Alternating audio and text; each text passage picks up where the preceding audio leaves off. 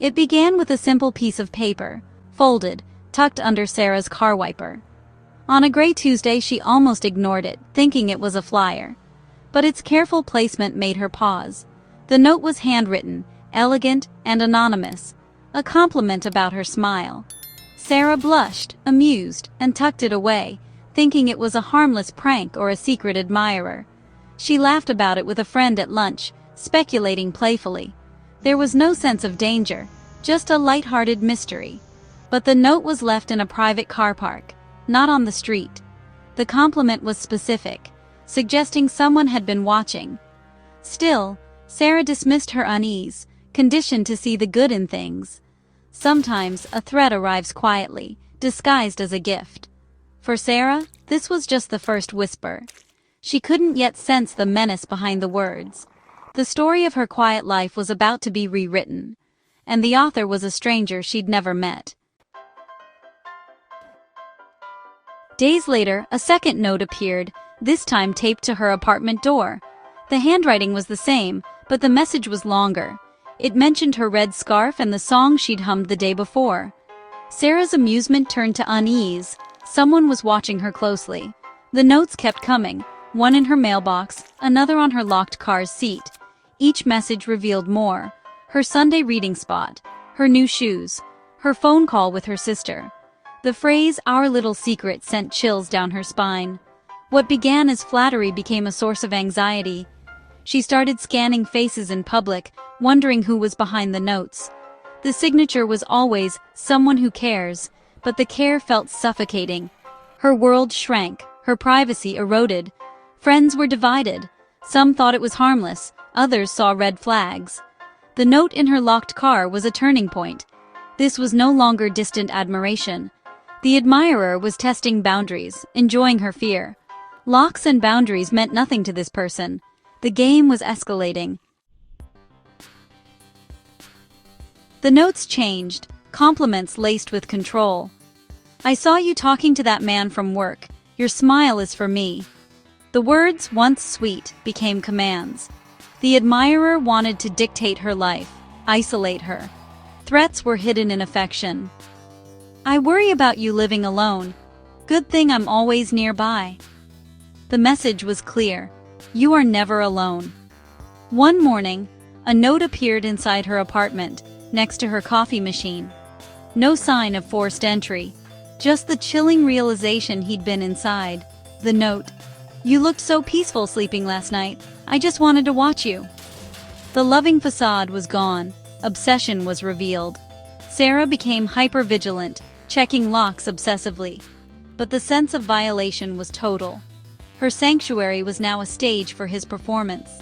Every sound, every shadow, became a threat. The notes echoed in her mind, now unmistakably sinister. Her fear was constant and growing. The answer to his entry was horrifyingly simple. While cleaning, Sarah found a spare key taped under her doormat. She'd never hidden a key outside. The stalker had copied her key, then returned the original. The spare was his private entrance, a symbol of control. He'd likely stolen her keys briefly, then replaced them. The violation was audacious and deeply personal. Sarah called a locksmith, changed every lock. But the psychological damage lingered.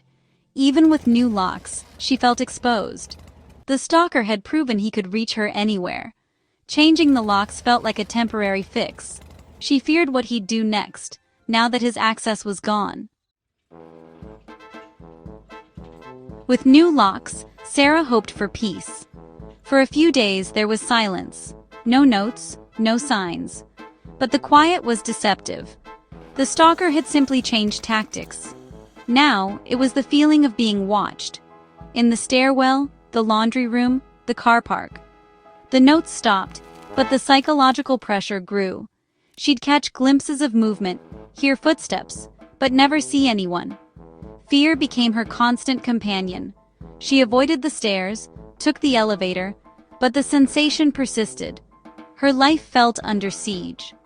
Desperate, she bought a motion-activated security camera. She set it up in her living room, aimed at the door. It was her last hope to unmask the ghost haunting her. She needed proof, something real to fight back. The game had changed, and so had she. Sarah went to the police with her story and the notes. Without hard evidence, they could only advise her to keep documenting. The security camera became her lifeline. For days, it recorded nothing but her own anxious routines. She began to doubt herself.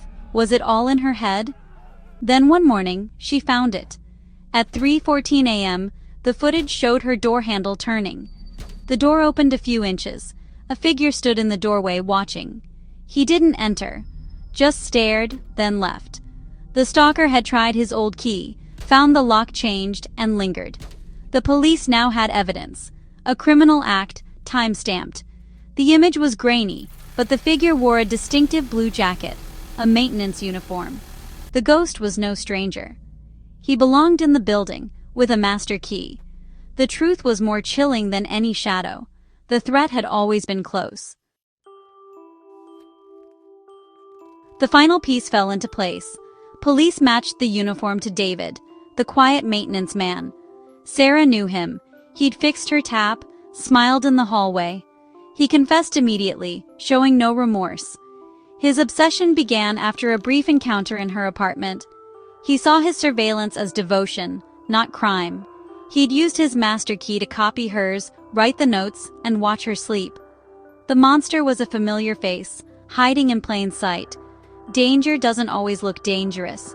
Sometimes it wears a friendly smile and holds a set of keys. Sarah's story is a warning. Trust your instincts. The line between admiration and obsession is thin and must never be crossed. Listen to that voice inside. It might save your life.